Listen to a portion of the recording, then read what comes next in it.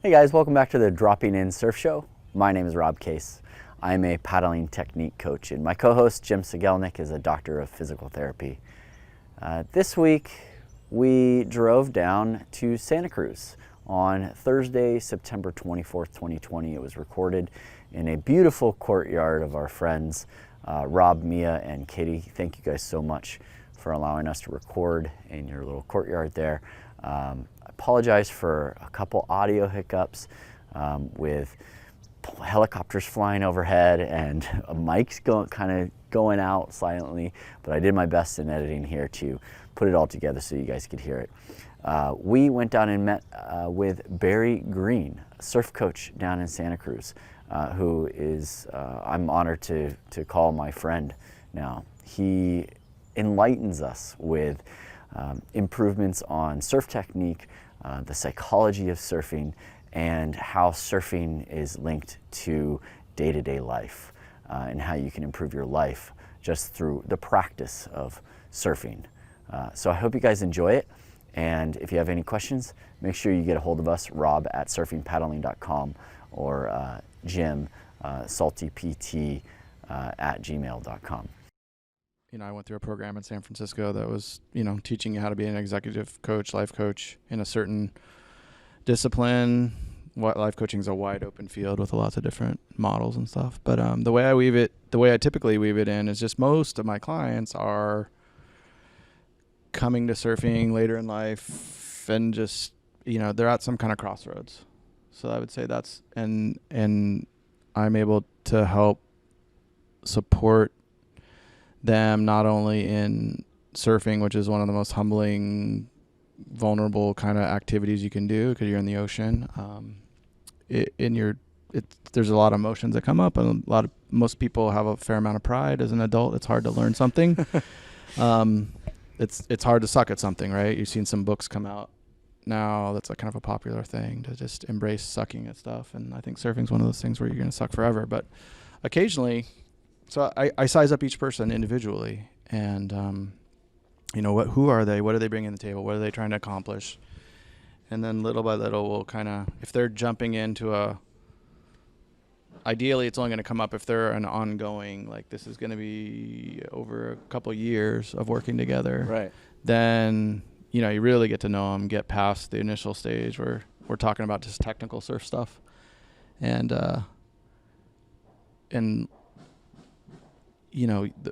through the surfing interaction, you'll see this is, how is this person responding?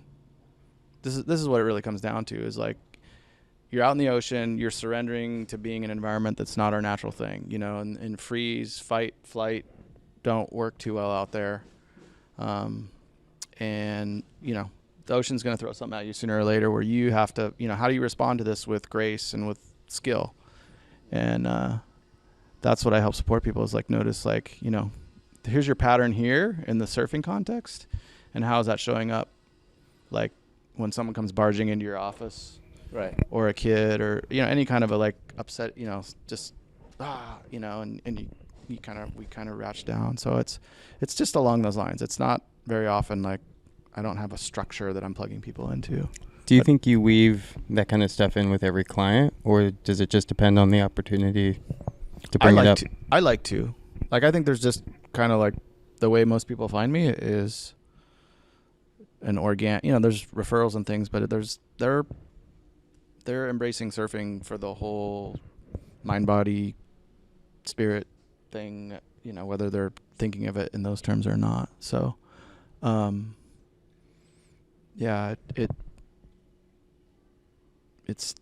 it's just a different process for everybody, but I'm just good at holding the space, listening, and then nudging. I'm a lot better. I'm very empathetic, and I feel when people are in pain and frustrated and angry, and it still kind of like reverberates. It takes a lot out of you. You're an empath. Yeah. So it's just like, you feel it. You actually feel their energy. Yeah. Like today I had somebody, and it's just like, falling is just like the worst thing possible, Thinks everyone's laughing at them and looking at them, and it's like no one's, and that's, what happens elsewhere. But everywhere else in life, that's not a problem. But learning something in the water can be that way. So everyone's on a different little path, and I'm just good at kind of adapting and holding the space and guiding them through. And surfing's always the context.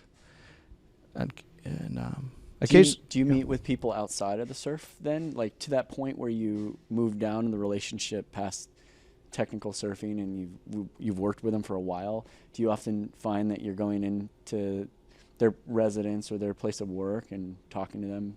Sometimes, yeah. I meet people in their homes. I've had clients I just had a client that lived with me for the past 3 years. Wow. And he was one of my best clients this last few years. Columbia MBA, Wall Street banker guy, living all over Brazil, Dubai, New York, and just tried surfing in Brazil and just got tired of the grind and came back west and wanted to reinvent his life. And he's in nursing school in Southern California. But surfing, everything's about like, I just want surfing to be like the core part of my life. And so in that, yeah, we got pretty intimate because I've spent a fair amount of time with them. But it's, that's part of how I've let this coaching practice and my training and just my purpose it's just unfolding. I'm learning along with them. It's helping me become a better coach on all the different levels. And, I just love the process, and it's hard not to enjoy work that, people are just feeling you're helping people understand themselves better and be a better version of themselves or see how they can, so it's really cool. It's pretty amazing. Yeah. Like, I don't know, but we've talked with other surf coaches, and that's a very unique kind of characteristic of a surf coach. Yeah. To have that psychology element to it. And like I said, I'm not presenting that as a sale, but it's, I'm all about the relationship. And so things, and everyone's different. So sometimes it'll come up more overtly. And I've had people with PTSD and just, they're working with really traumatic stuff sometimes. But most of it, it's just kind of like I'm at a crossroads and who am I and what do I want? I did my career and I've done this and I'm still not feeling in my own skin for some reason. There's something about this surfing thing that's just giving me context and meaning, Like that's why we all do it, right? Like there's something, it just, all right. You think that's a common theme you see? People kind of at a crossroads in the middle of their life trying to use surfing as a medium? Yeah. Not a midlife crisis per se, but just kind of a reevaluation, because I think we're all presented. I think life's a skill, just a learning path, and we're all just learning. Well, and we live in an interesting area, and if we're blessed to be doing work that we enjoy, and trying to be better versions of ourselves, and always trying to learn and grow as a person. I think that's just an awareness thing. Then people that get onto that, even if they have 10 figures in the bank and whatever, like that's just one thing, but that's not everything, I think if you've lived 30 or more years, at some point you've had some damage in your life, mentally, psychologically, physically. So and then if you don't deal with it, and this is something that my wife and I have always talked about, if you don't deal with that mental health side of things, it actually carries over into physical. And we've talked about this on the podcast before, how your biopsychosocial model, right? How things that you're dealing with mentally actually transfer to ailments physically, which is insane. Yeah. And I mean, not to go too rabbit holey squirrely, but I mean, we do that all that's the time. okay. You can do that. We're a podcast about math, science, and surfing. So math, tangents. Psychology is a science. Well, I grew up, it. I was raised in a religion called Christian Science, which was started by a woman in the 1800s, when there was kind of like this surge and there were a bunch of like kind of religious type. The New Thought was one. This isn't Scientology, but it was like it was a lot of mind over matter kind of stuff. And at the time, medicine being what it was, and people having all kinds of ailments, I mean, attributed to prayer was just like this shift in consciousness and aligning your consciousness with love or God or whatever, good, and the change happens. And I've seen that, and I grew up in that, and that kind of started me on this whole like, well, what is real? and how do things really work, you know? And I'm not practicing in that because it's like all religions, you tend to get caught up in the tradition and people try to keep it the way it is. And it's like, and the founder passes away and then it just kind of goes where it goes. But it's a interesting foundation, and that's definitely had an effect on me kind of, you know, when I got into surfing. It was, you know, it's just putting, of course, as a coach, I'm going to kind of weave together all the things I'm interested in. And because I'm interested in that same question, like what is, yeah, you've done a lot, Jim, on the, like some of the articles you've presented on pain and stuff. Right. And I know even in medical school, there's classes on like, well, what is this relationship? And so I relate to all that and understand, follow, like it doesn't like, oh, that's weird. You know, it's like, I just finally got to a point in that upbringing and how I saw life through that lens of that religion was, you know, I saw people healed of things where doctors had given up and saying there's nothing more we can do. But then I saw people die when they should have just gotten a shot or taken a pill, right? Because they adhered to, I can only do this thing, right? And that's a choice humanly. And so what I've come away with is like, it's all there to take advantage of, and you just have to do the best you can. And trust your intuition, you know, and the better you know yourself, the better the better decisions you can make. But how much of you see as stress management, would you say? Because I feel like stress is something in people's lives that, like, if you can shift your consciousness to not worry so much about something, whether it's work or it's, you know, how good you're doing in the lineup, like as something as menial as that actually can help you a great deal if you can not worry about it so much, not stress about it so much. Yeah. So, well, I definitely think that's why I think surfing is a practice. And that's, you know, that along that life coaching theme is like, you know, how many people are practicing, you know, maybe we got the meditation app or a steeped in some type of practice or martial art or something, and that's great. But a lot of people, this might be the only time where they're like, in the water, you have to be pretty present to pay attention to everything that's going on. how would you define practice? Because I've heard this before, like, oh, I practice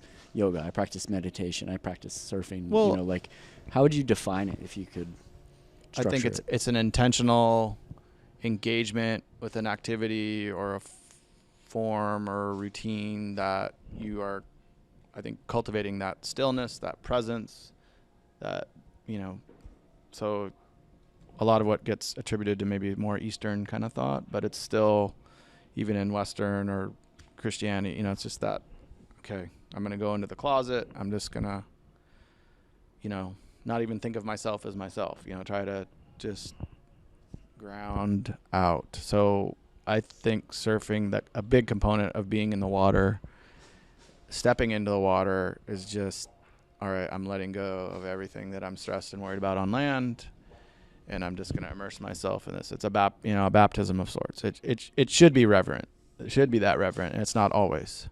I talk a lot about consumptive versus communal, like a spectrum. Like, you know, just in our session now, there's people that are out there just to get, right? Yeah. And they're in the water, and they may, I think we're all there for the same reasons, and they may be, I just need to get in the water and get to that, and I just practice. But, you know, they're just, their eyes are still dilate, wave comes, and it's they're just stressed. like, I gotta go. You know, they're consuming. And It's like me when I miss that set wave. Yeah. Yeah. Well, and you gotta, you know, you ebb and flow through it. But I mean, there's some people that are just switched on Right. to consume. And then there's some, you know, I just oscillate before, but I think you want to be, a practice of surfing would be aware of that range, Right. and go like, you know, today I'm going to get on a longboard and just flow. Right. Like, I see a big difference in different disciplines of surfing. And on a shortboard, I will revert back to younger, more aggressive, you know, and that's the energy, and you kind of get sucked into it. And it's good to be fluent in that, to perform and participate. But then it's nice to just like, I almost more like, just want to go get in the water, paddle. Yeah. Or sometimes, you know, Yeah. and commune and just like, okay. Yeah. You know. Wash away everything that's on land. Yeah. But it is, I mean, So practice is just, I'm practicing this awareness. Mm-hmm. I'm practicing this level of engagement. I'm practicing, And there's a sense of consistency with that, Yeah. where you almost feel like you need to do it. Yeah. Right. That's what, that Jerry Lopez quote that's like the first 20 years are just to see if you're interested. The journey doesn't really That is a begin good to the one. second 20. And so Yeah. if you've been surfing long enough, you kind of go, oh, okay, I get what he means, Yeah. And I think he, without knowing him, I think it probably, but knowing of him, I bet it's a little bit more in that realm. And I admire the people that want to push their limits. I love being a coach and helping people push their limits. And personally, I look up to the people that are pushing their limits in the water, in ways that I probably never will. Let's reflect on the session. So Yeah. So maybe if we went through what we were thinking. I know, Jim, you went in first. So why don't you start from the beginning, because you got in. Jim snuck in, by the way. Yeah, I didn't realize he we were ignored supposed to my text. messages, and he's like, I'm gonna get mine. I'm gonna just get mine. I'm gonna work the kinks out before Yeah, the he's camera like, I'm gets gonna on. localize Rob again. Now, surfing Santa Cruz is always tough for me because there's so much psychology in it. I feel like I get frustrated very easily out there. Like I'm like, okay, who's on the ledger? Who are the good guys? Right. Where can I sit? And then I feel like I kind of get caught up in that headspace. Yeah. So, and then when you stuck the camera on me, I was like, oh, I'm kind of nervous to get coached right now. And I wasn't expecting that. So That's good. I don't know if that's normal or not. I think it's pretty normal when even though we know each other and, have respect and appreciation. We hadn't, this is the first time we've shown up as surfer and coach. And I think, if you're taking the process seriously, I had my coaching hat on, but I'm nervous too, because I don't know you guys, and I respect you guys, and the ocean only gives us what, you came out early, and maybe there were probably some good waves you got earlier that we didn't get on tape, but Always. When the camera starts You missed rolling, my best wave, Bear. yeah, I know. I saw it. That's all that matters. Yeah. That's the classic thing in all my sessions. Like, But did you you- left and then I got my best wave. Yeah, And every it's time. like, Well, actually, same well, thing I with gave you mine. 2 hours for the price of one. I'm like, I'm gonna go change in the parking lot. And I always see them get the best wave while I'm in the parking lot. yeah. Yeah. So What was your mindset when you first started to when you ended? Because you were out there that whole time from 10 on. I just wanted to catch waves. I wanted to experience what Barry does for people. He asked, what do I want to get out of this? And I mean, it's kind of reminiscent of the Jerry Lopez quote. Mhm. I feel like kind of where I'm at with surfing is just trying to come back to basics, and that's kind of why I chose to ride the board I rode, just to slow down. Yep. Going back to Clayton's kind of sentiment last week or 2 weeks ago when we spoke with him, just really kind of trying to draw bottom turns and focus on the basics, and that's all I was trying to do out there. What But I about, wanted to what hear about your at the take. end when you exited our region and went off Oh, on yeah, your we own? had a game plan to kind of sit in that certain spot, and then I think I caught maybe the best wave I caught all day, right out of the gate, and I felt pretty good. And then I think everyone saw that, and they kind of shifted over, and I was like, okay, I got a seam here, and so I was going up to the top of the point to kind of get in where I fit in, I feel like I do that a lot in surfing, I'm going to go, which is probably a flaw that you can maybe coach me on one day, but I have a game plan on the beach, and then oftentimes I'll deviate because I'm just trying to find a seam. No, that's my nature too. I don't think there's anything wrong with it, but it will, if you stick to your guns and your strategy and you're willing to, in a fight, it's whoever's more willing to go the furthest, the farthest. And I don't want to go shoulder to shoulder with people for the wave necessarily. So I'll look for the seams, and I teach everyone I do to look that, because if you're learning, you just need reps. And so don't go, but at your guys at your level, that's what, if we're working on crowd and getting what you can, then it's always flowing. Crowd's flowing up and down, and I think it's a better strategy. At our local break, Jim's a master of this. He'll go out, he'll start a conversation with someone, and then he'll just kind of Slater style tactics. sneak away and catch the art the of set of war. the day every time. And then he'll be like, "Where did Jim go?" And he's like halfway down the beach catching the set of the day down there. It's also called a rope-a-dope. The rope, yeah, he rope-a-dopes a lot. But we started talking about, in response to my question and the fundamentals, and now I'm hearing that kind of came out of a recent conversation with Clayton, who's a coach, amazing coach. I tend to frame that in timing and staying in real time and noticing the ways in which we respond out of rhythm or overcompensate or anticipate, that's the art of this dance with the wave energy, is like staying in the most rhythm of it. So you are attuned for the opportunities to express yourself the way you want to do it, or stay with it. It's always great to start off the bat in good rhythm and timing with the wave, and that's always the goal, but there's usually adjustments to be made. And so a quick commitment a little early or a little too much tension one place or another kind of sets a chain of events in motion that you might have to demand a big recovery move or something down the line, So it's just feeling. And the value in it is just like, slow down, notice more. Like all my clients is like, slow down, feel more, like think less, slow down, feel more. We're blending it. We're finding the right balance of cognitive awareness and thinking, and then what you feel. And if you don't dial it back, the effort, the enthusiasm, the stimulation, then you tend to miss like valuable feedback, valuable data that will help you perform better. But it's also, just nice for how many times do you guys come out of sessions where you're just like, fuck, that wasn't restorative. It happens more for me personally down here. I would imagine, because we surf in Marin quite a bit, and the vibe is different. And I know I'm like you up there. I know like everyone at their local spot, or 75% of the people most sessions. And then you come down here, or I come down here, and it's like there's just an extra level of competition. You were still making friends out there. Yeah, the art of war. Kill them with kindness. That's it.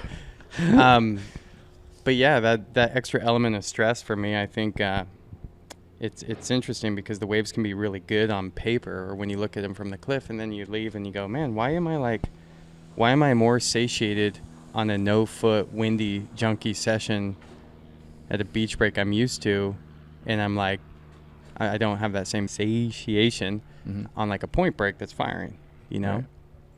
And I don't know. Why do you think that is?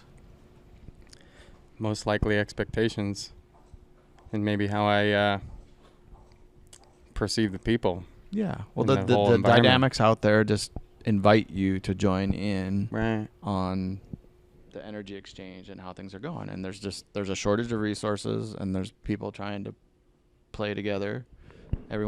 Most people want to be respectful, but ultimately it just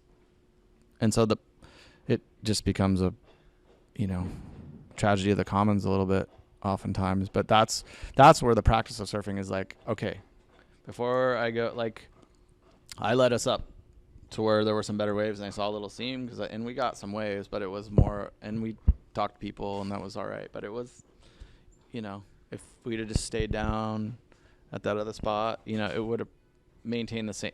There was things going on there. I don't know how you guys were feeling in the water there, but it's a little more dialed down there. Definitely was. Well, I'll tell you at the end, my second to last wave, I finally burned somebody and kicked out. Yeah. I kind of took your advice. It's like, it's kind of the way you do it, and you kick out when you can.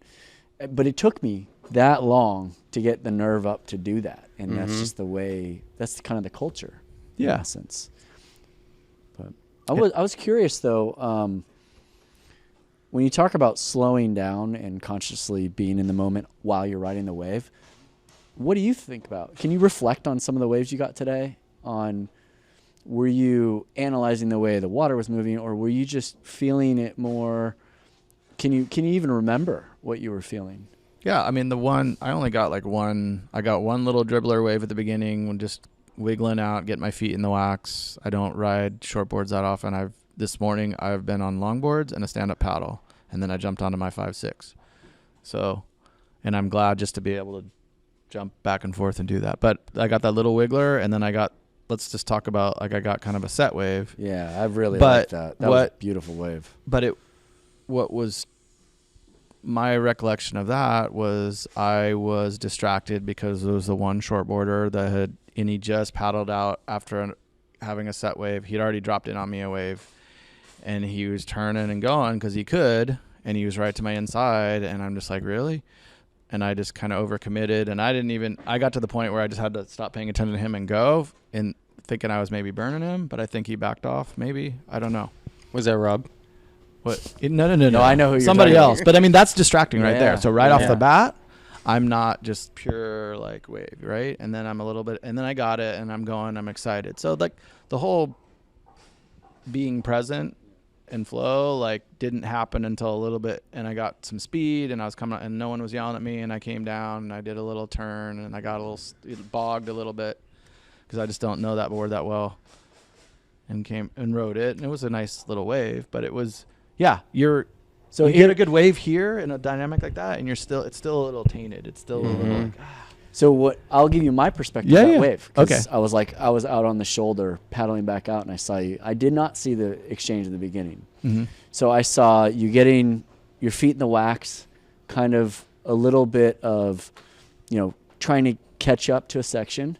Mm-hmm. And then you could actually see, it was like shifting gears, where you like slowed everything down. And maybe that's when you're reflecting right now, you were like kind of razzled at first, and then you got into the flow of things. Mm-hmm. And that was when you came down to the bottom, clicked that round, that little cut back, and then flowed down the line. So I could visually see what you were just describing you were feeling. Yeah. But you described the flowy part as exciting. You got excited.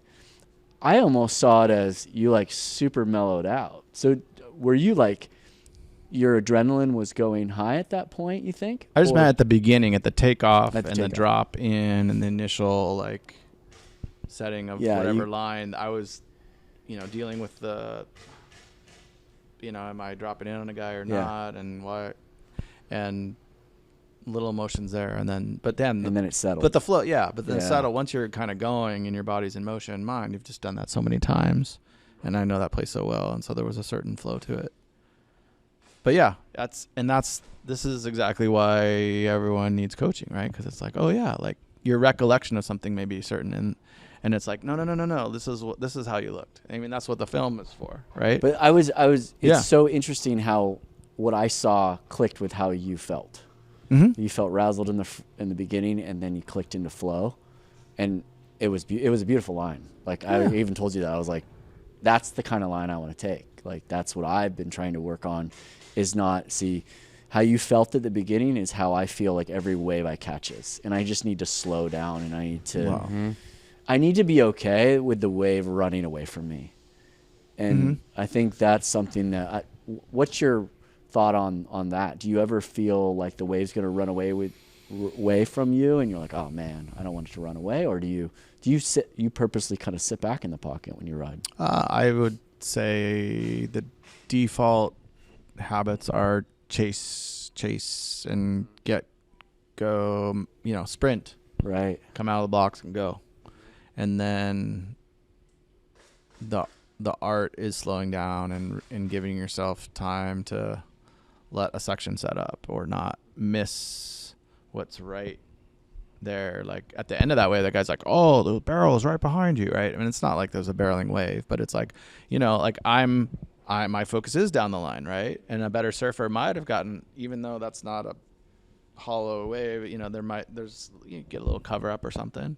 And so surfers better than me might notice something like that. Oh, I'm just going to pop into this wave, tuck, get a little head dip, and then I'll catch up. Like that's the art for me, is getting better at like, okay, what am I missing? Yeah, what am I missing? What's possible? How do I better engage with the whole thing? But yeah, no, I'm glad it's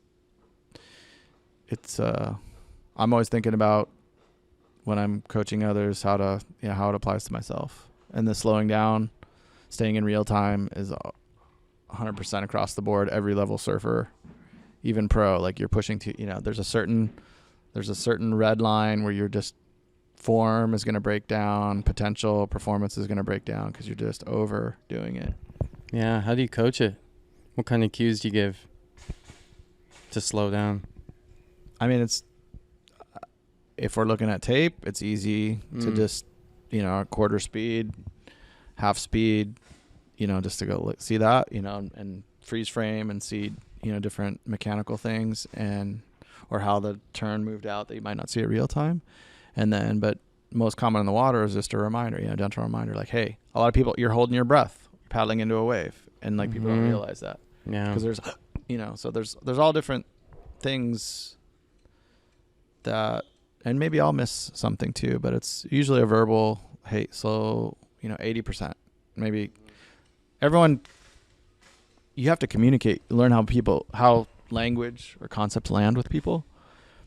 And, what's most beneficial? How does it land? And in the moment, like some people are just like, once they're going for a wave or whatever, they can't hear you even if I'm yelling in their ear.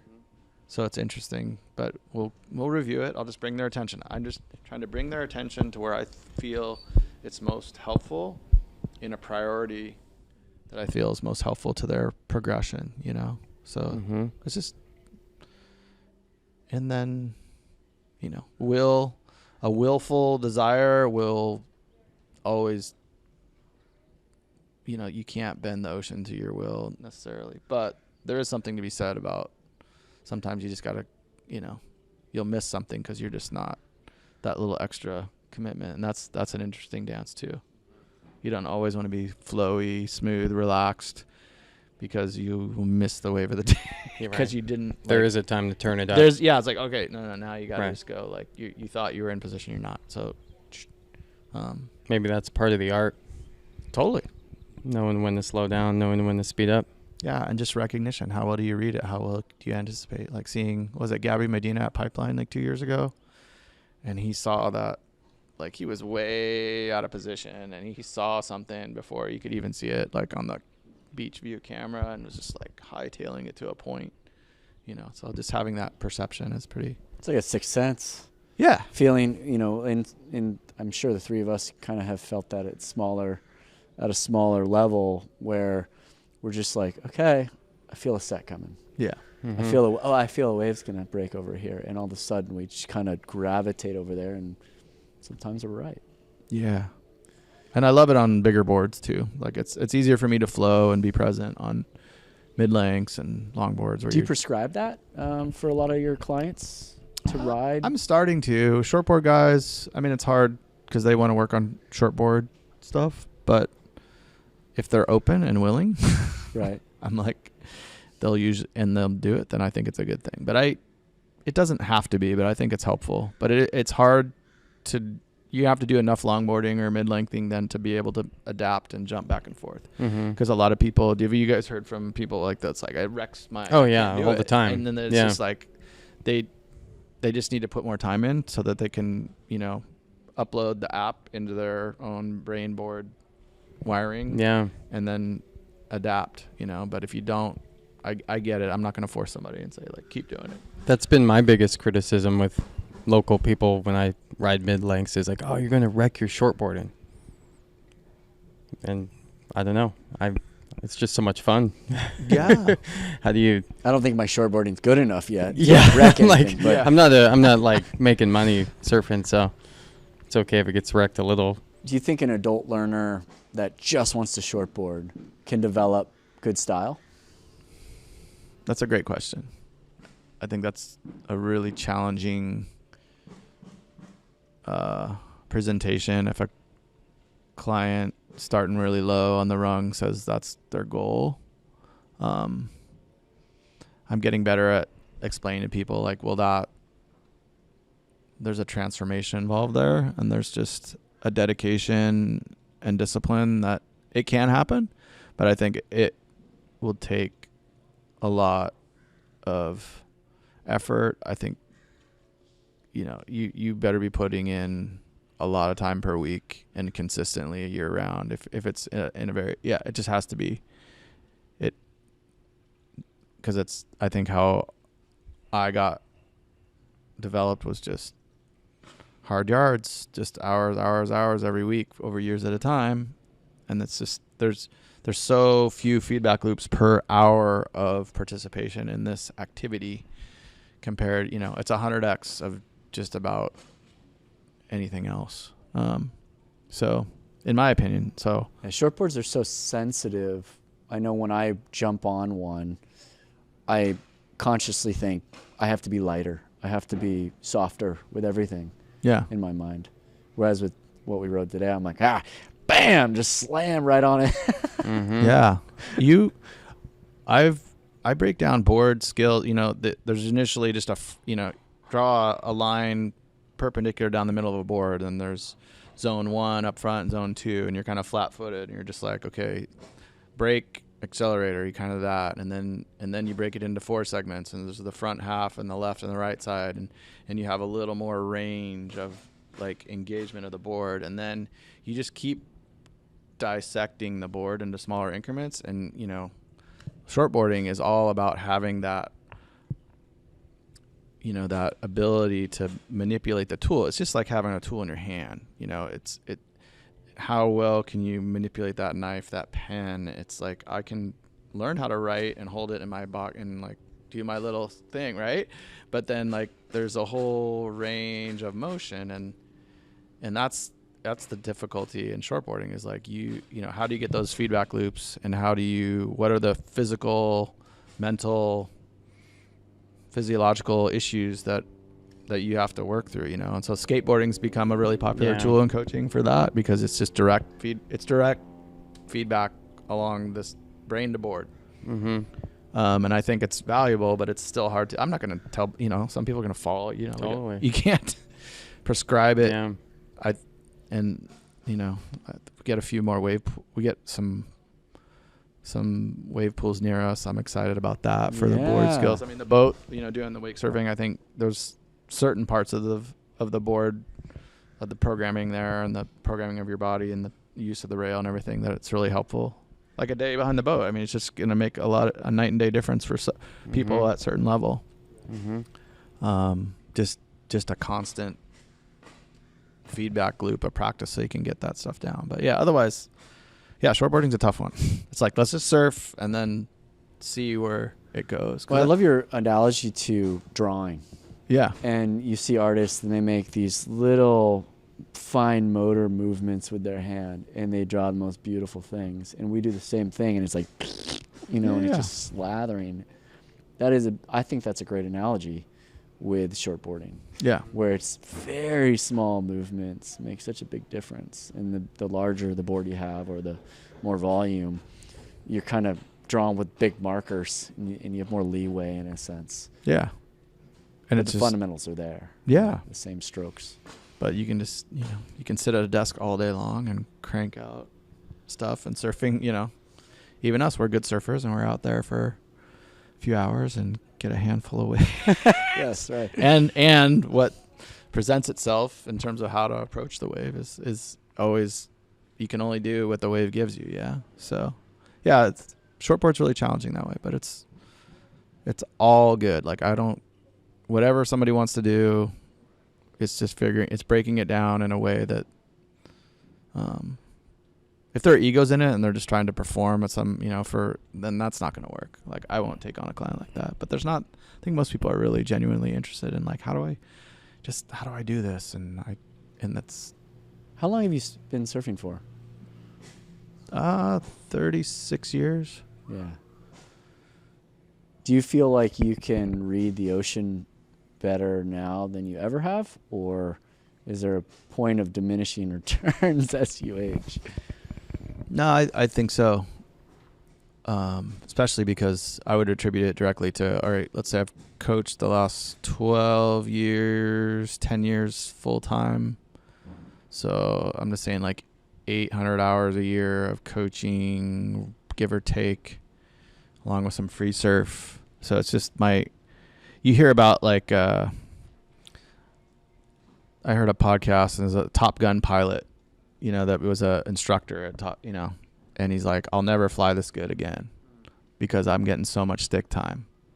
Like I know, like once I'm out of this program, I won't be as sharp. I can't because I'm not doing it. Right. So that, because I'm teaching people how to do these things, I think I've gotten better at it, because it'll come out sometimes where it's just like, oh, I've never thought of it that way, or never said it that way, or I'm trying to break down what I'm doing, and I think it's kind of a wisdom thing. I mean, how do you guys feel when are you reading things as well as you ever had now? I think I've been reading the ocean better now and shockingly surfing better now than I have. Yeah. Mm-hmm.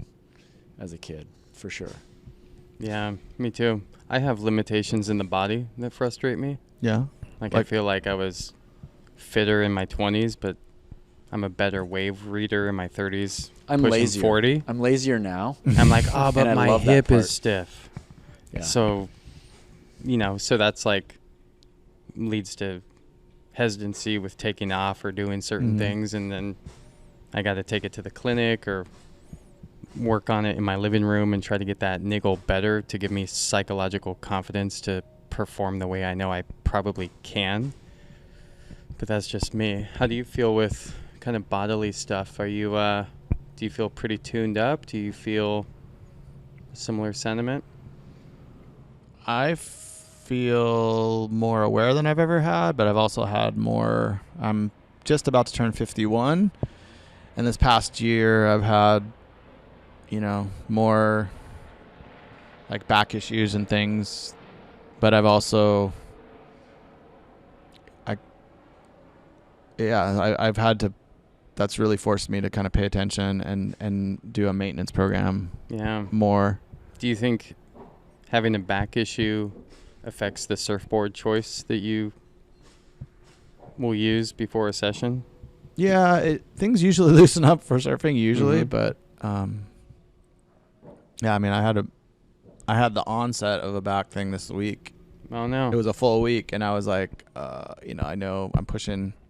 It has to do with the load, and just, you're spending 2 minutes time and paddling 30 miles in a week or whatever, you're just like, okay, this is not arched, different things. But what was your question again? I'm sorry. I asked, do you think your back issue influences your board choice, and or maybe confidence prior to a session? Does that have any influence on? Nah, it's not that chronic. It's not that chronic. But I'm trying to do things outside, like maybe some trail running and different things. Cool. Or like, you just want to I want to do these other things that I enjoy. And sometimes you just have to all right, you can't do it all. Mm-hmm. Or if you do that, then you better roll out and stretch if you're going to go do the run when you're dehydrated and fried. And, it's just life stuff, manhood stuff. Yeah. Like, you kind of want to keep moving. I value moving. And I think most surfers value moving in life and just the joy of, being active, and it's hard. And so, yeah, sometimes you just have to all right, I'm not going to, I've enjoyed stand-up paddling. I think that's benefited. I think that's the core centric aspect of it, and being upright is a good counterbalance to just being arched and prone for a lot of time. I think it's a little bit of a counterbalance. I just don't like yoga, but I'll do some stretches and rolling. Cool. It's hard for me, but maybe, I will be a believer. I'll do what I need to do. It's a practice. Yeah, it's practice. It's a practice. So, do you do any resistance training? A little bit, yeah. I have a garage gym. What kind of things do you like to do?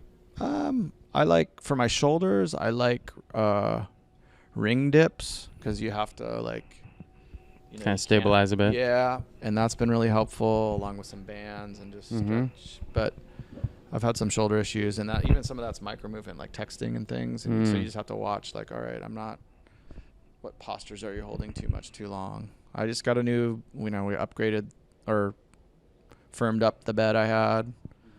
The little things. I think, the older you get, it's more and even in coaching with people, it's lots of little 1%, 2%, 5% stuff. You need to start thinking that way on all different levels to set yourself up.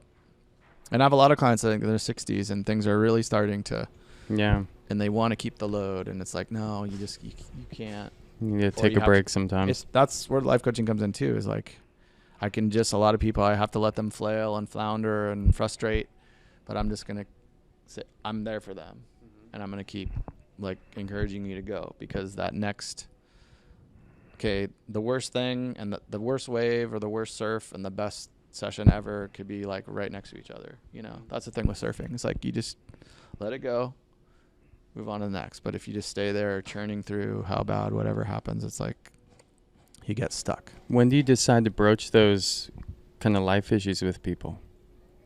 Like if you see them having stress that's manifesting with surfing, or Depends on my relationship with them. You know, like if they're newer, I'm not gonna, you know, try to get them on that level. But if we're on the friends level and we've been established a rapport, then they usually come out. But I'll decide in the moment. And it's also, I've just gotten more confident as a coach, like more capable. Like, no, you know, you have a perspective, a value on a technical level and on this level. And I think it's really good to have that holistic understanding of the mental with the, you know, the physical, which we started talking about earlier. I think it's a huge component in surfing. Like, it's just movement is inhibited by your feelings and your moods and your expectations and whatever it is. So it's a big part of what I do, but I'm going to pick and choose my battles. You know, sometimes I just got to let somebody suffer and then I'll talk to them later or it'll be a couple days. How you doing?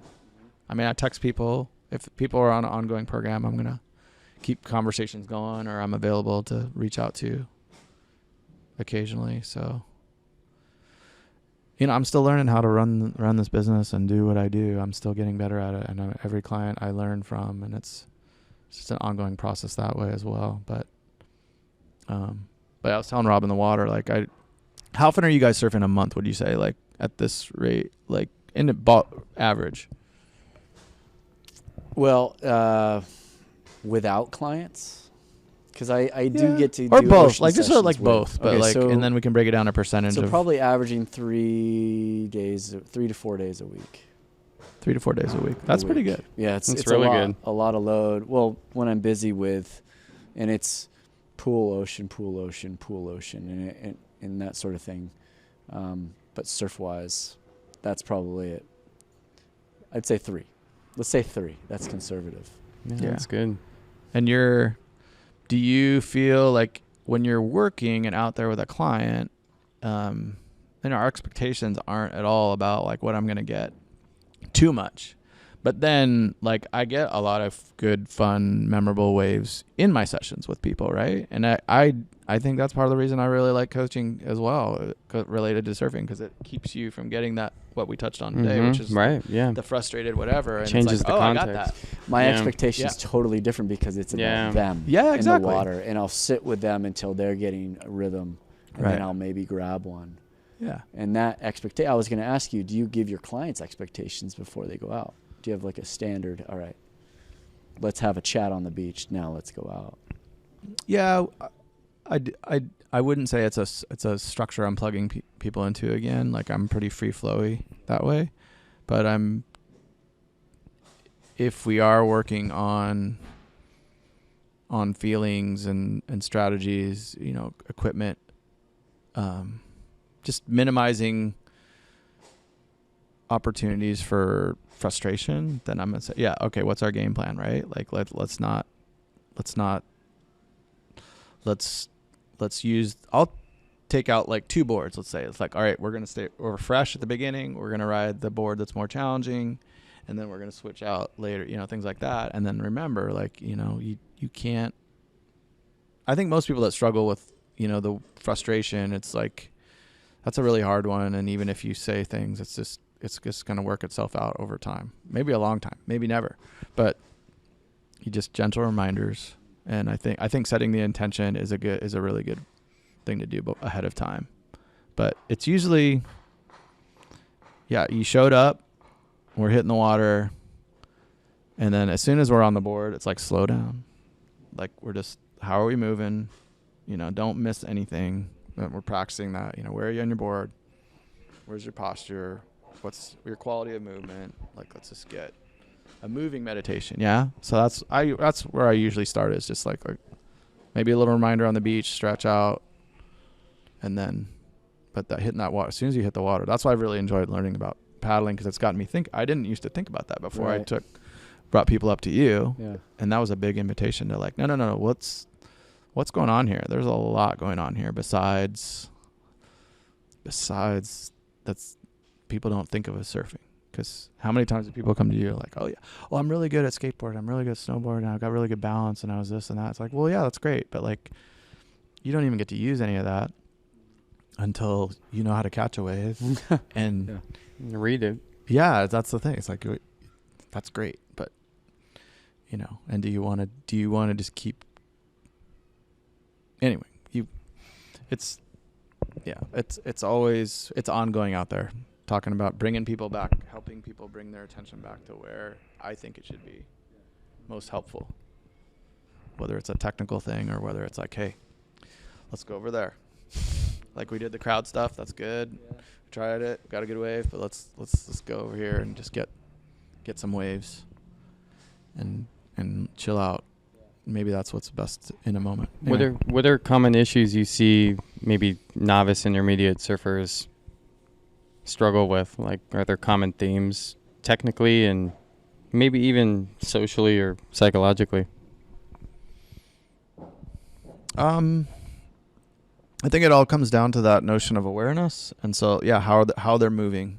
I met with a physical therapist trainer earlier this year or late last year, and he talked about he likes to look at people's movement signature, which I really like that term. And that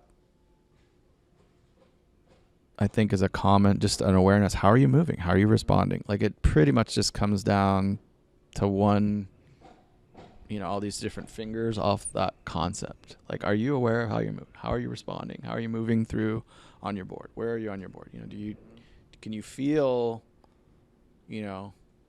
just a quarter inch, a half inch more rail forward, and are you responding that way? Like the invitation is along those lines of just developing smaller and smaller increments of awareness at whatever phase of surfing skill sets you're working with, and then on the wave, smaller increments of awareness on the wave. We're working on, like, I don't think you ever stop working on that. Like that's what we've basically been talking about earlier today. Is like, where was I at the beginning? Rob could see where I was like present and poised and relaxed, partway down the wave. And then, and I remember that, So it usually it's that awareness concept, yeah. And this awareness concept is not new. We've talked about this. Oh yeah. And Mark brought that up. How the top elite athletes, they're just hyper aware of their body movements, but they're probably hyper aware of their movements on a board and really anything they probably do. Yeah. When you get high level, like pro level, like I had a guy who was a pro hockey player, and yeah, it is very interesting to see like how like you'll tell them what to do if you know how to give people like really specific instructions on how to do stuff, like how quickly they can do stuff. But it's that awareness. Michael Gervais, who's got a good podcast. And is like a sports psychologist. He works at Red Bull. You know him? I've heard of him. Yeah. He talks about the spaces in between, the small movements in between the major movements, right? Like that's the key, like mastery when you're looking at high performance, high achievers. It's like there's these little things in between, like before the dunk, before the air, the gouge, there's all this, in tune with the setup. The prep, the slow down, the time, like it's the big moment doesn't happen without the little subtle things. And so that's where that awareness falls. It's like Tom Curran doing that bottom turn, and then he gives an extra look down and kind of fades a little bit more. And you're like, what? Did you go back and watch that video? I saw that clip you were talking about. Yeah. And we're talking about Tom Curran surfing he's JB. Looking. Yeah. He'll look up at the wave, and then he'll look down at his board, and then he'll look over here, and then he goes that way. Yeah. And I'm like, dude, on that wave, I would never have thought of looking this way. to go Yeah. back against the grain. Right. to go back against it. I mean, it was awesome. But that's what you're talking That was about. his first that's wave, awareness. That's Yeah. like that little. Yeah. That's a savant level thing where you're Yeah. just like you're moving through space and time on this thing, but you're like, you're in that flow state where you can like, okay, what's happening over here? Okay, Well, maybe there, it worked well for Tom, but at some point he had no fear of failure, and he tried that. Yeah. And that Curiosity. getting back to curiosity. That's Walt Whitman, right? Be curious. I use that a lot. Extreme curiosity. Hey, be extremely curious about this situation. Don't. Harping back to the common thing is to a common challenge that I help people move for is a binary approach. Like we're going for the wave now. It's just like, it's again another way of referring to the slow down, stay in real time. But it's like, be curious. Like sometimes I word it that way because like, hey, be curious, what's coming, right? Like not because everyone just wants to. Tom Curran's looking around, you're curious about like, oh, what's possible here, what's possible there, and that's you have to use different language, different concepts to try to help. Something's gonna land, eventually, and curiosity is a great one, and it's a good reminder. It's because it's a term that doesn't. There's no like, oh, curious. Like, what is that? Oh, Yeah. Okay, slow down. I have to think about that. It's like, yeah, Well, that's what we're when I associate curious, I associate kids with curiosity. yeah, And surfing's about being a kid again. totally. And if you can not care about falling, that's the best thing. Mm-hmm. Or trying a new board. We're trying a new board. Yeah. That's what I mean. How do you guys feel about the industry? I've my little theory on equipment, and I mean it's really cool to see. I think coaching's. I mean, the sport, the pursuit of surfing as this lifestyle is on the rise here, and the interest in coaching is on the rise because it's so hard, and there's a lot of people that understand what learning takes and mentoring and all that. And I think for a long time, like a lot of other sports, it's like, hey, try this different piece of equipment. You'll feel something different.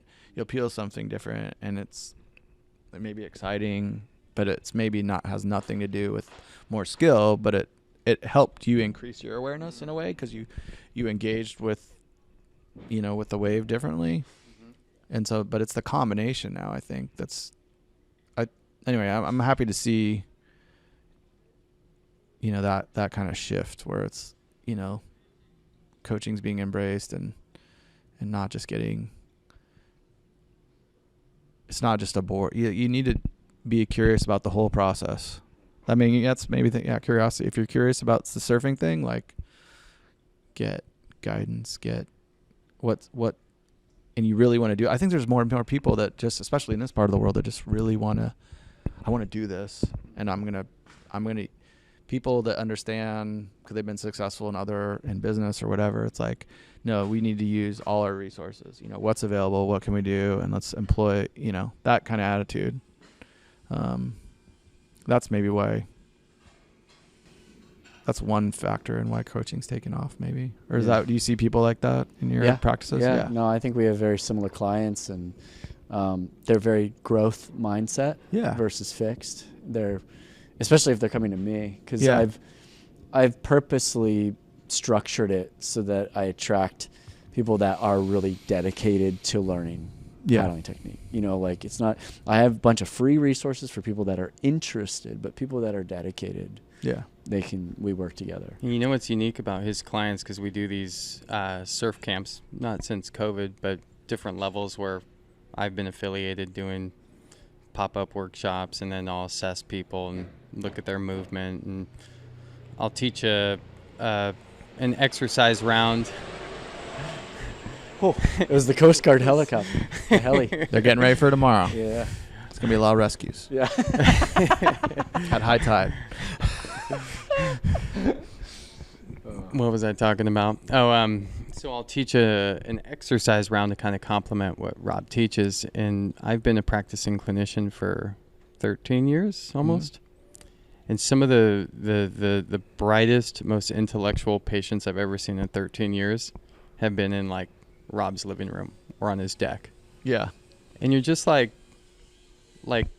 I spoke with one of my physical therapy mentors about it. I was like, I went over to Rob's house, to his backyard, to do this camp, and I had so many intellectual questions about this person's body coming from them, and it put me on the spot, and it made me have to work to phrase it in a way that they could conceptualize it in a way that no one's really ever asked of me. So. Yeah, you remember when you first created that? Yeah. It was it's basically a PowerPoint. The level 1 was really short, and you're like, are you sure this is enough? I was like, dude, you got to cut some of this out. Because if you went through it, it might be 10 minutes, but you're going to get 2 hours worth of questions. Yeah. I call them gearheads. I used to do a lot of mountain biking, and gearheads were they knew all the little nuts and bolts and pieces of a bike. And the people that find Rob are positively gearheads. They want to know all the details, and I think that's a lot of fun. Yeah. And you have to let people kind of do what they do. If they want to struggle and try different stuff, but that's just part of their process, then you go, look, I think this, but if you want to, I'll support you in that. And it's hard as a coach. Oh, it's super hard. But again, if they're committed, if they're dedicated, who am I to say what someone's process is, right? Because we're all in our own time frame, and surfing is, maybe just that dance is done for just the joy in and of itself for no other reason, So that's. I tend to think that even the best surfers in the world are insecure about their own surfing. Yeah. So that makes me feel good about my insecurities. No, they are. You don't want to. We don't want to kook out. No one wants to. No one wants to be on Kook Slam. Or maybe somebody. When I missed the set wave today. No, that's okay. That was different. That would have been me slipping off the moss with my camera in the water, which I was diligently trying not to do in front of you guys. Oh man. Who is this guy? I could yard sail it right here. really easily. Oh yeah. That's only happened in the last couple years. It's strange. You didn't see it, but when I was walking back, I white knuckled that moss and slid down on my hands and knees. And Did you have booties? Yeah. Yeah. Ugh. I was like, what's happening right now? More grabbing onto the rock with your fingernails. And that just happened. Yeah. All right. I think all the ding repair guys have seeded the rocks with some moss enhancing. That's it. Because that's why, there's an alertness there too. Just that entry into a place, and it's hey, where are you stepping? Do you feel the texture of the rock under your feet, under your toes? I'll relate that. I'm it's so funny when you tell somebody and direct their attention to that, but they just keep, I'm going here, because they're not all the way in their body. So the coaching happens all the time. That realization happened to me when I took a group down to Baja, the place that I was talking to you about. Mm-hmm. And there's a keyhole. And none of the people in the group had ever gone through a keyhole before, and I didn't know this. Yeah. And so I was like, oh yeah, it's just a keyhole, you just go out. But there was this whole learning process in my brain going, no, this is pretty terrifying for them. Right. And so I was like, all right, here's what you do. But it was this click. The keyhole is actually a pretty rare occurrence. Yeah. And it was a learning experience for me. It was a learning experience for them. But it like you said, they were so focused on the waves. Yeah. And they get down to the water and they're like, how do I get in? Yeah. And they were just stuck. Yeah. That's one of the best places, that entry, exit, high tide, big swell type. I'll do sessions just on that. Some people are just is it going to be high tide? I'm not going. Mm-hmm. It's a big fear, and that's that becomes a life lesson thing too, Tim Ferriss, he learned to swim when he was 30 or something, it's just having, swimming's a different thing, but a lot of people haven't, we take so many things for granted as surfers that it is really unique skill set. So getting in and out of the water, my last Panama in January with my partner, and I just had forgotten that she'd never jumped off a boat to go surfing, and we were pulled up to this little island and this little playful left, and we're the only ones there. And she's like, and I just threw her board over, and I go, but she was like charged. She was scared, and I didn't catch it, and that just set in motion this, freak out. And I remember the first time I jumped off the boat, like to go surf. I was like, "This is the best!" Some people just see rocks and they're like, "Those Yeah. are rocks over there." I'm like, "Yeah, they're way over there." But some people are just like, "Well, no, like this could be," you start keyhole. What? It's like, oh yeah, shoot. I actually filmed the keyhole entry Great. and exit later, That's and I was like, dude, you could probably get a viral video off that. yeah, I gotta edit that. You just need some nice slams. You need to. Yeah. You need drama. That's what I was waiting for. Some blood. Yeah, Oh man. it's the little things though. It's the little No, things it's like that. that's what I mean. Like, it's this endless opportunity to practice. I think awareness. How do you respond better? What's the appropriate response? Like in the life coaching program I did, that was where wisdom, like life wisdom, was distilled down to what is an appropriate response. That's like a Zen koan or some, pretty, but it's true. Like, it's just here comes the center. We're surrendering to the whims of that environment, and how do you respond better? How do you respond the way you want to? So do you set up your coaching business so that you do have multiple experiences with people? Is that how people interact with you and get coaching from you? Is it like a bundle of lessons, or is it like, all right, well, we'll start with this and see where it goes? Like, how does it work? It's more start with this and let's see where it goes. Okay. Like if someone's, I gotta see. I think early on in the business, you're just hungry. Is this any and all, right? And that's how I got started and put my foothold in. But now it's definitely, well, what are you trying to do? And I think I want to go to another threshold of just like, I almost want to just work with people that like, okay, these are the skill set thresholds. I think like if there's not much progression. It's just going to be support and camaraderie, which is great. But like if you're, a level of dedication, I'd like to establish that as something, as a basis. And it's like, hey, you can go learn, get up to this level over here. And then I feel good enough about a coach where I want to move that direction a little bit more. But generally speaking, it's like, let's set up a session, see what you got, see what you want to do. Everyone's excited, everyone enjoys, and that never gets old. Never lose the joy of going straight. And did you see me? I think half of it's just the little kid in us never goes away, where you say, did you see that? Like, yeah. Like, right? And we all That's all love that, surfing is, right? Like, That's like, why it's more fun to go with friends. Yeah. Right.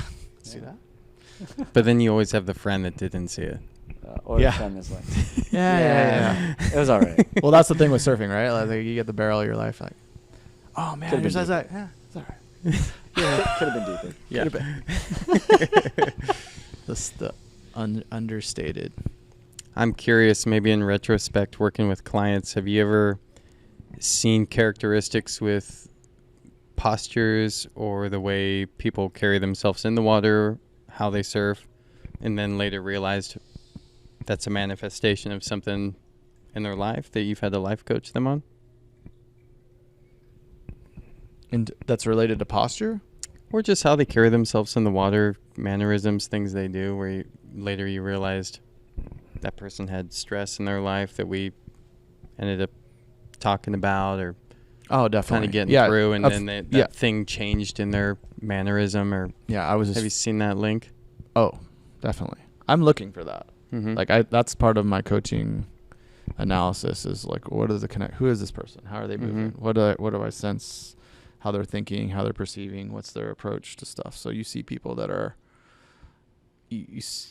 I'm looking for how does the strategies and behavior that maybe serves them well at running a business here or managing, doing something, getting something done, headstrong, in the water, same thing, like. Is it usually the same personality behaviors? Like No, if they're not necessarily. a successful businessman? Well, it's like fear. It's like, no, I would say I'm really attuned to that, and that I'm probably learning a lot about how to contextualize that. But I am looking for all the cues on physical mental, emotional levels to understand what kind of person is this, right? And in my life coaching training, there's all kinds of models for body types and, you know, emotional types and emotional intelligence, or, you know, psychology, and Mm-hmm. I have enough awareness of those to, I think, help.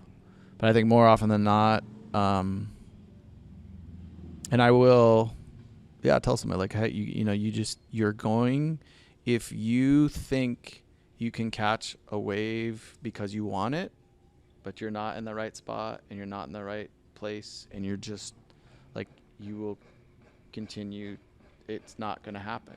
Like, you know, so it's something like, I will tell somebody, I will frame it like, that's just going to be a stumbling block, and I'm stepping back. But, you know, like, and that's a hard one for people. And then, so I see it all the time. And then some people, I think a big one for a lot of people is having, you know, maybe having enough time. You know, they want it, but they've got a complex life. So, you know, dialing back expectations or potential progression, and just try to get them to go embrace just being open-ended. Like we can't, unless you're going to quit everything and we're going to go 6 months every day, you know, take a sabbatical or something. Like, we have to, I think that's a really valuable thing for a lot of people too, is like, this is going to be open-ended. Like, this is just an experiment.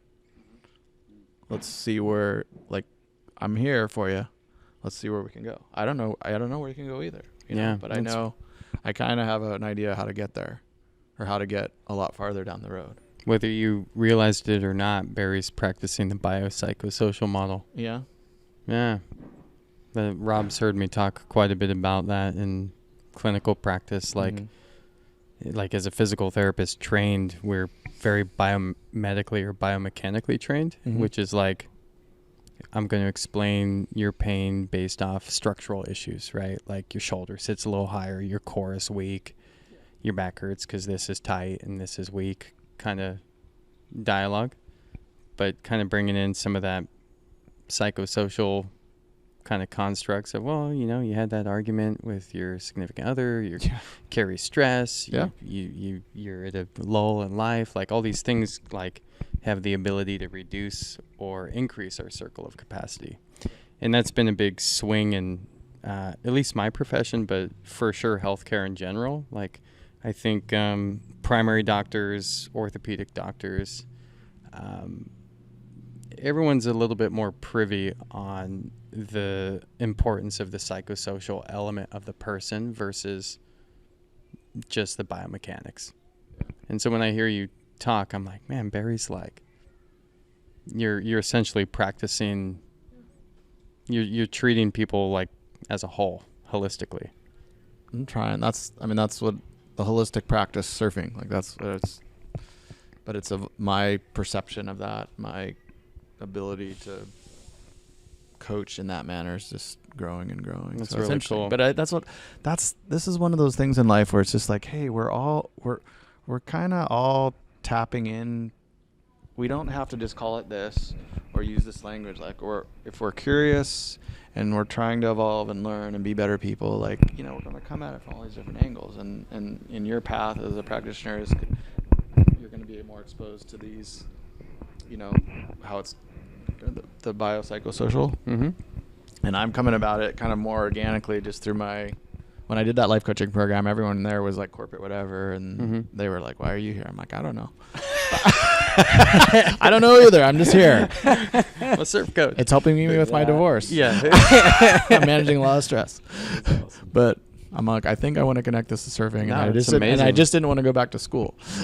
No, it's you know, but you know, like, we're all gonna tap into this meaning and appreciation and enthusiasm, inspiration for life, and this curiosity, and like, let's learn, let's keep, and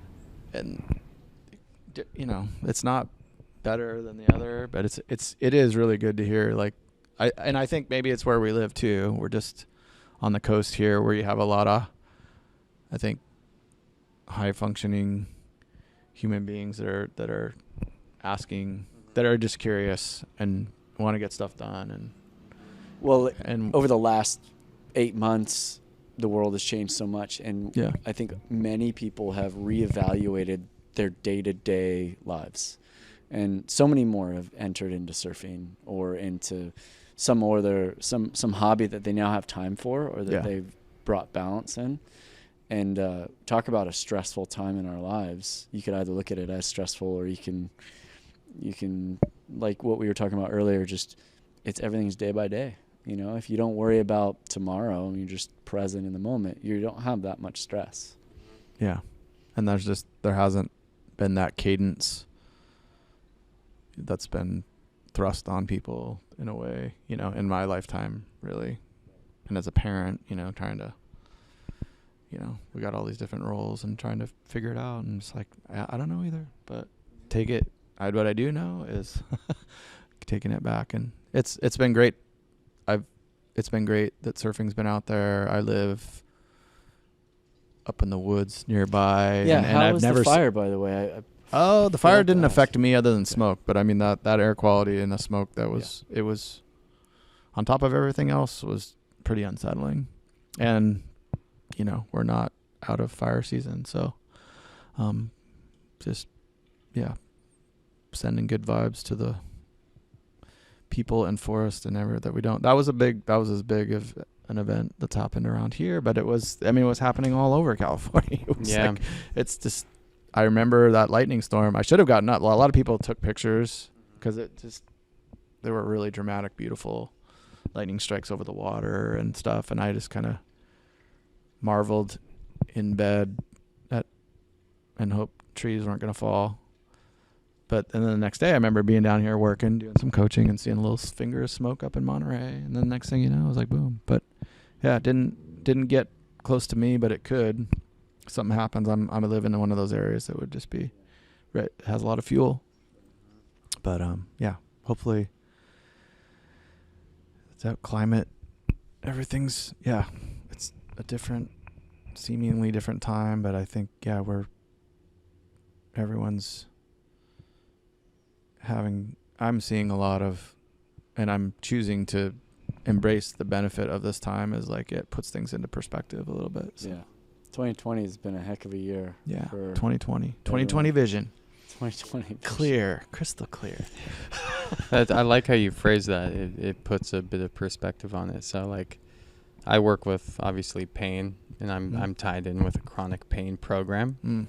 And so talking about the psychosocial stuff, like that has a heavy influence in how people feel. You know, what's really interesting is there's the person that in 2020 that's like further fueled with uncertainty, stress, fear, which just propagates down this road of increased pain and depression and anxiety. And then there's people like you who go, this is just giving me perspective, you know? And I just feel like that's a pretty amazing teaching tool. Yeah. You know, if there's a silver lining to any of this, I mean, kind of recognizing that is nice. Yeah. But you see it like around people, you know, you see it's just brought up a change, and we're not maybe as well. What tools are you equipped with for change? And I think, again, that's where surfing is I think there's just, we're not aware of it as surfers, but it's just, we are always adapting and changing course and going around and, oh shoot, caught inside, go under. It's like, it teaches you how to just make the most of it. But like you said, it's a practice, almost Yeah. like a moving meditation. Maybe Yeah. it's a tool to cope. Yeah. It's And a teaching tool for everything, for life.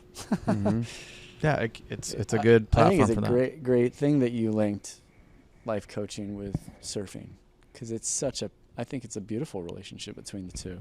Yeah, absolutely. I mean,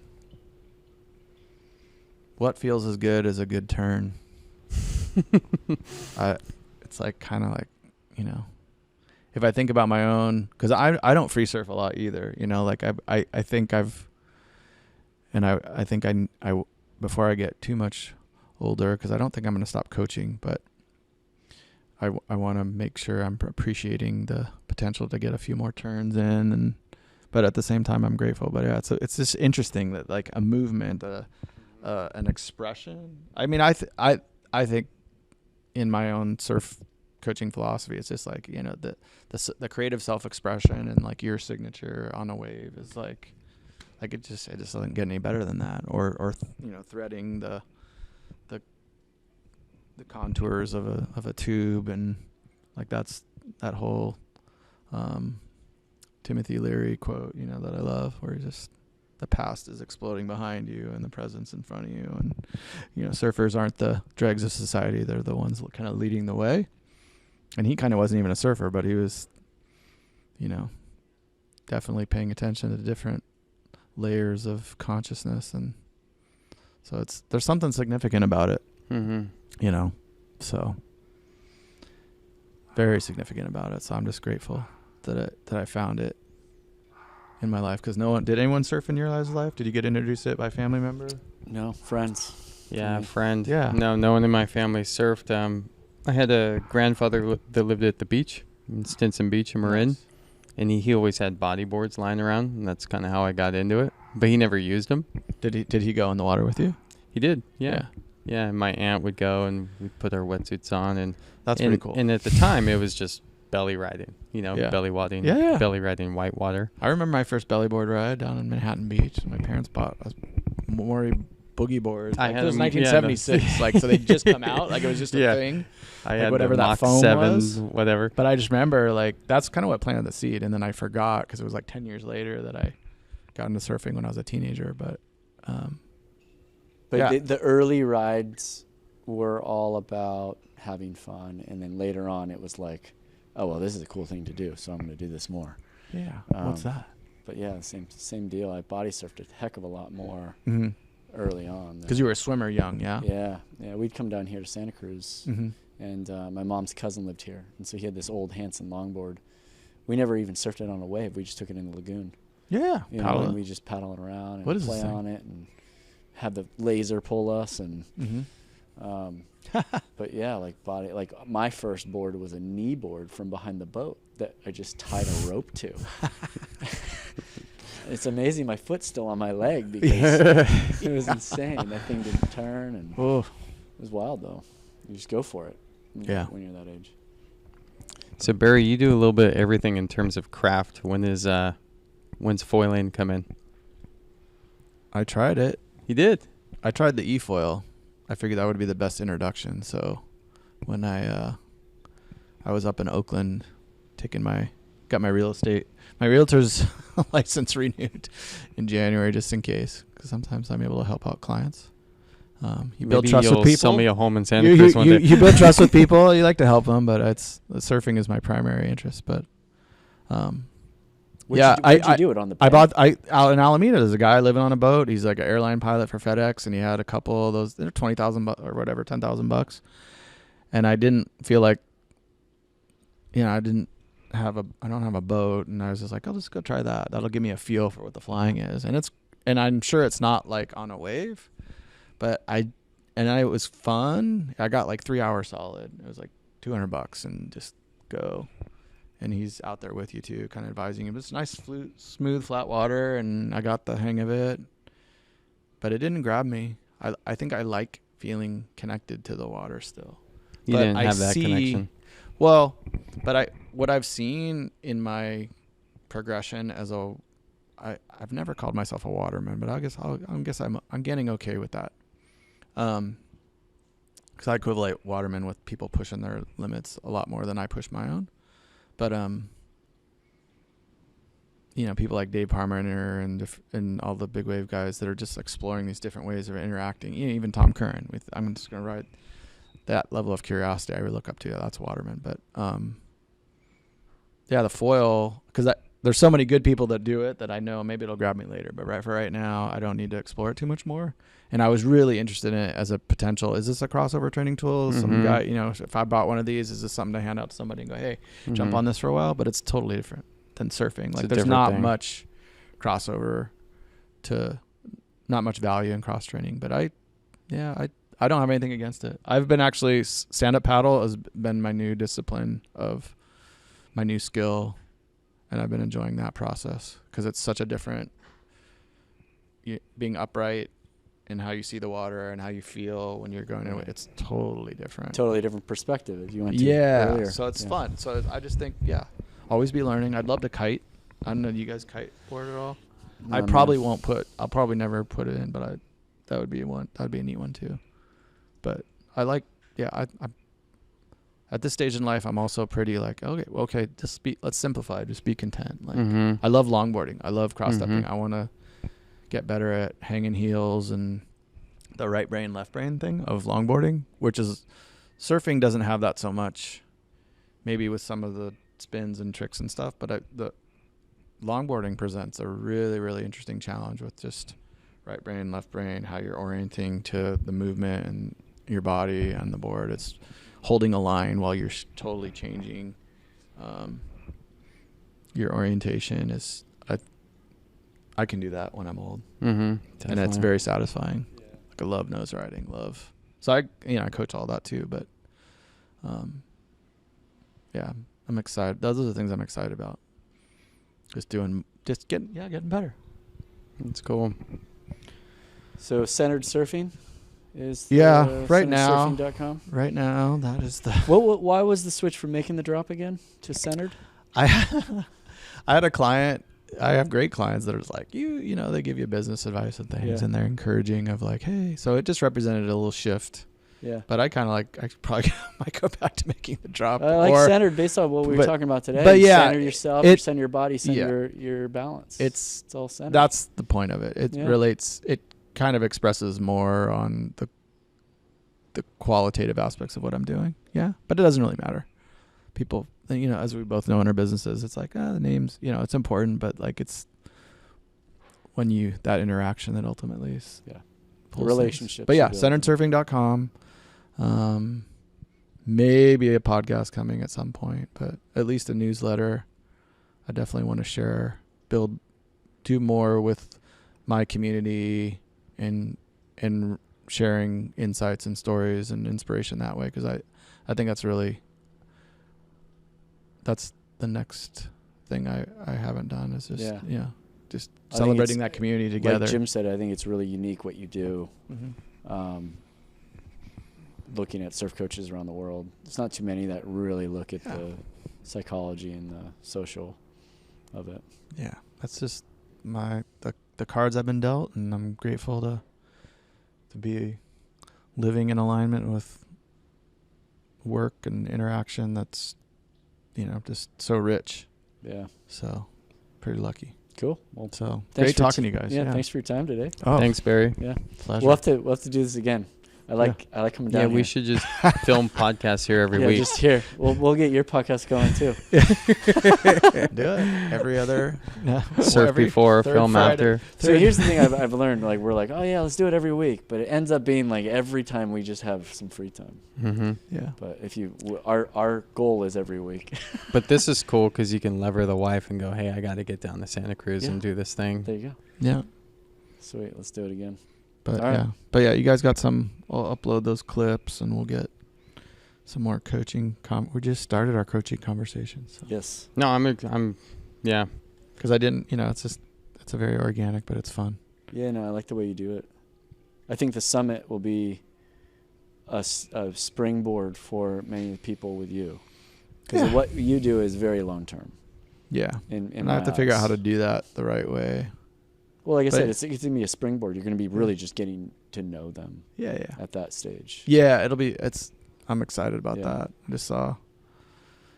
It was fun, even though I was only listening. It was good hearing the mechanics of the screen, and I'm fingers crossed that COVID abates next year, and we can hit May, be off in flight with that concept and launch it into more. So, all right.